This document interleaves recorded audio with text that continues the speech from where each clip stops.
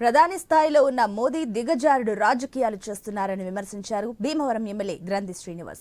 Narsapuram MP అభ్యర్థి గూడూరు ఉమాబాలతో కలిసి భీమవరంలో ఆయన విస్తృతంగా ప్రచారం చేస్తున్నారు.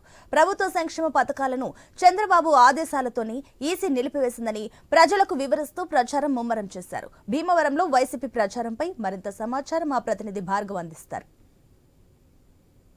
పెద్ద ఎత్తున ప్రచారం ముమ్మరంగా జరుగుతుంది. ప్రస్తుతం భీమవరంలో ఎమ్మెల్యే గ్రంథి శ్రీనివాస్ అలాగే నర్సాపురం ఎంపీ అభ్యర్థిని గూడూరు ఉమాబాలు కూడా ప్రచారం చేస్తున్నారు. సార్ చెప్పండి, ఎలా ఉంది ప్రచార హోరు ఎలా ఉంది?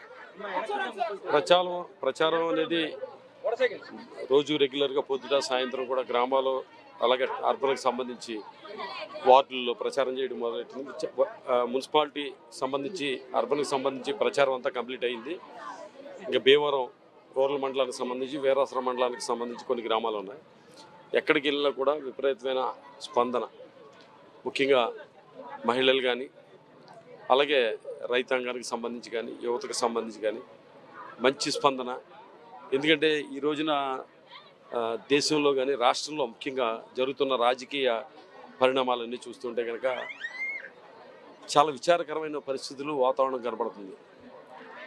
ఒక భారతీయ జనతా పార్టీ మోడీ గారు అంటే ఒక కొన్ని విలువలకి వాటికి ప్రాధాన్యత ఇస్తారో అనే ఒక సామాన్యమైన అభిప్రాయం అందరిలో కూడా ఉండేది.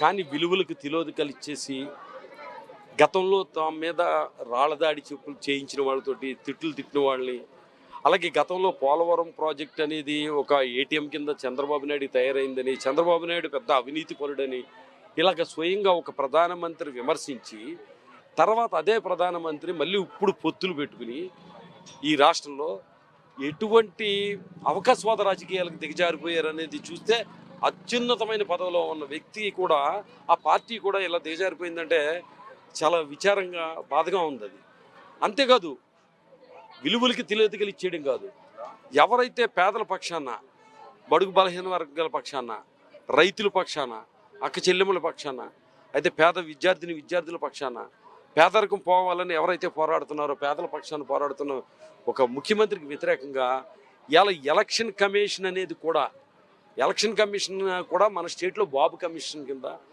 లేదా నేషనల్ లెవెల్లో మోడీ కమిషన్ కింద మారిపోయిందంటే, ప్రపంచంలో ప్రజాస్వామ్య దేశాల్లో అతిపెద్ద దేశంగా రెండో దేశంగా చెప్పుకునే మన దేశంలో ఇంకా భవిష్యత్తులో ప్రజాస్వామ్యాన్ని చూడగలమా?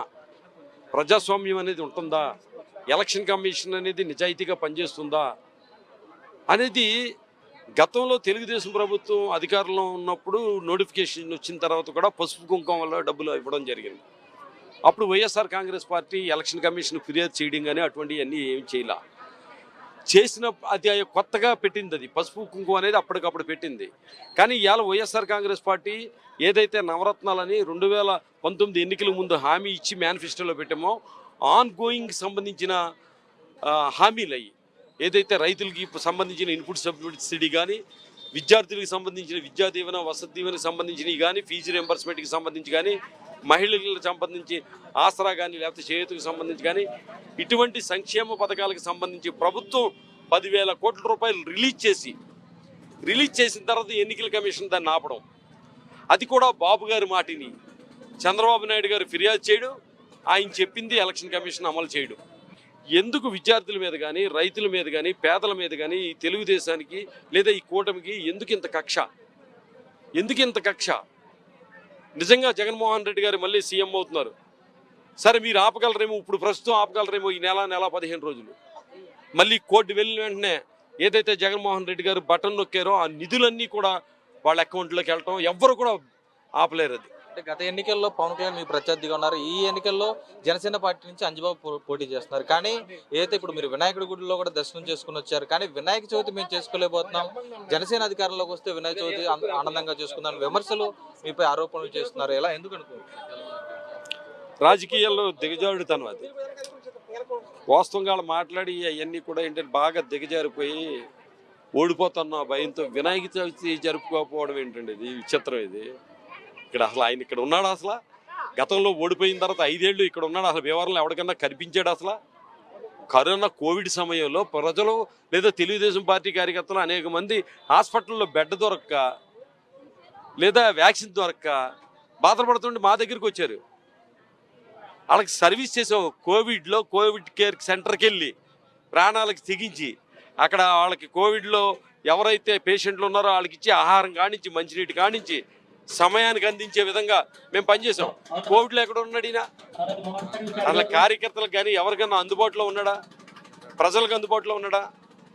ఎవరికి అందుబాటులో లేకుండా వచ్చి ఎక్కడో దాక్కుని ఎలకలో ఏంటంటారు కలుగులో ఎలకలాగా ఇప్పుడు బయటకు వచ్చి సింహంలాగా ఏదో అంటే ఎలకు కూడా సింహం అనుకుని మరి గర్జింతన్నట్టు కనపడుతుంది. ఇది వినాయక చవితి ఉత్సవాలు జరుపుకోకపోవడం ఏంటి? సంక్రాంతి జరుపుకోకపోవడం ఏంటి? లేదా ఇతర పండగలు దీపావళి జరుపుకోకపోవడం ఏంటి? ఏం మాట్లాడుతున్నాడు ఆయన? పిచ్చెక్కిందా? ఈ వయసు పెద్దది అయిపోయింది. ఇవన్నీ లేకపోతే చీకటి గదిలో కూర్చుని ఇవన్నీ ఊహించుకున్నాడేమో ఇలా జరిగిపోతుందా అనేసి. పిచ్చోడి మాటలకి సమాధానాలు చెప్పడం అనవసరం లేదు. అంటే మీరు చెప్పండి, అంటే ఈరోజు పార్లమెంటరీ సభ్యులుగా కూడా పోటీ చేస్తున్నారు. జాతీయ బీజేపీ ఏదైతే ఉందో ఆ పార్టీ నుంచి అభ్యర్థి మీపై ప్రత్యర్థిగా పోటీ పడుతున్నారు. ఎలా ఉండబోతుంది పోటీ? ఫలితాలు ఎలా ఉండబోతుంది? ప్రత్యర్థులు కూటమిగా ఏర్పడినప్పుడే వారి ఓటమిని అంగీకరించారు. మమ్మల్ని ఒక్కరూ ఎదుర్కోలేకే వారు కూటమిగా చేరడం జరిగింది. ఈరోజు ఎన్నికల ప్రచారం తుదిదశకు చేరుకుంది. మరొక 3 రోజుల్లో ఎన్నికల ప్రచారం అవుతుంది. మరి పార్లమెంట్ నియోజకవర్గం పరిధిలోని అన్ని నియోజకవర్గాల్లో ప్రతిరోజు పర్యటిస్తుంటే జనం నుంచి వచ్చిన స్పందన చూస్తుంటే విజయం ఎక్కడే మాకు తథ్యమైంది. ఎన్నికలు అనేవి నామమాత్రం అనేది ప్రజలంతా అర్థమయ్యే విధంగా చెప్తున్నారు. ఇప్పుడు మోడీ వచ్చారు, రేపు అమిత్ షా కూడా భీమవరం రాబోతున్నారు. మరి ఏ విధంగా ఎదుర్కోబోతున్నారు? ఇక్కడ జగన్ ఒక్కలే ఒంటరిగా పోటీ చేస్తున్నారు. ఈరోజు జగన్మోహన్ రెడ్డి గారు ఒంటరిగా పోటీ చేసినప్పటికీ ఆయన వెనక అశేష జనవాహిని ఉంది. ప్రజలంతా, ఆంధ్ర రాష్ట్ర ప్రజలంతా కూడా లబ్ధి పొందిన వారు. వారి జీవితాల్లో వచ్చిన మార్పుని, పారదర్శకమైన పాలనని చూశారు, గమనించారు. ఈరోజు మోడీ గారు వచ్చినా ఎవరు వచ్చినా కూడా ప్రజలు ఏం జరుగుతుందని గమనిస్తున్నారు. ఎన్నికల సమయంలో ఎన్నికల కమిషన్ వారు కూడా ఆన్గోయింగ్ ఎప్పుడు కూడా నిరంతర ప్రక్రియగా సాగుతున్న వాటిని కొనసాగించడం అన్నది ప్రజలను ఇబ్బంది పెట్టకుండా ఉండే విధానం. కొత్త ఏ పథకాలని ప్రవేశపెట్టకూడదు, కొత్త పనులు చేయకూడదు తప్పించి నిరంతరంగా జరిగే ప్రక్రియను కూడా ఆపి ప్రజలను ఇబ్బంది పెడుతున్నారు. వృద్ధులు పెన్షన్లు అందుకు ఇబ్బంది పడుతున్నారు, విద్యార్థులు విద్యా దీవెన అందుకు ఇబ్బంది పడుతున్నారు, రైతులు మరి ఇన్పుట్ సబ్సిడీ కానీ సకాలంలో విత్తనాలు అందకే ఇబ్బంది పడుతున్నారు. అన్ని వర్గాల వారిని ఇబ్బంది పెడుతున్నప్పుడు వారంతా ఒకటే కోరుకుంటున్నారు, జగన్మోహన్ రెడ్డి గారు ఎంత త్వరగా ముఖ్యమంత్రిగా ప్రమాణ స్వీకారం చేస్తారు, మళ్ళీ గతంలోంటి చక్కటి పరిపాలన, ఇంటి దగ్గర అన్నీ అందుకునే విధంగా గౌరవప్రదంగా ప్రతి వ్యక్తి జీవించి అన్ని పథకాలని అందుకోవడానికి ఎప్పుడెప్పుడు జగన్మోహన్ రెడ్డి గారు ముఖ్యమంత్రి అవుతారని ఎదురు చూస్తుంది. Thank you madam. అది చూస్తే ఈరోజు రాష్ట్ర వ్యాప్తంగా కూడా సంక్షేమ పథకాలను అడ్డుకునేందుకు కూటమి ప్రయత్నాలు చేసినప్పుడు కూడా మళ్ళీ వైసీపీ అధికారంలోకి రావడం ఖాయం. ఈ సంక్షేమ పథకాలన్నీ ప్రజల ఖాతాల్లోకి లబ్ధి చేకూర్చడం ఖాయం. అలాగే కూటమిగా వచ్చినటువంటి వారు ఖచ్చితంగా భయంతోనే కూటమిగా వస్తున్నారు. తమదే విజయం అంటూ కూడా ఈరోజు వైసీపీ అభ్యర్థులు ధీమా వ్యక్తం చేస్తున్న పరిస్థితి కనిపిస్తోంది. కెమెరా పర్సన్ మధుతో భార్గవ్, ఐ న్యూస్, భీమవరం నుంచి.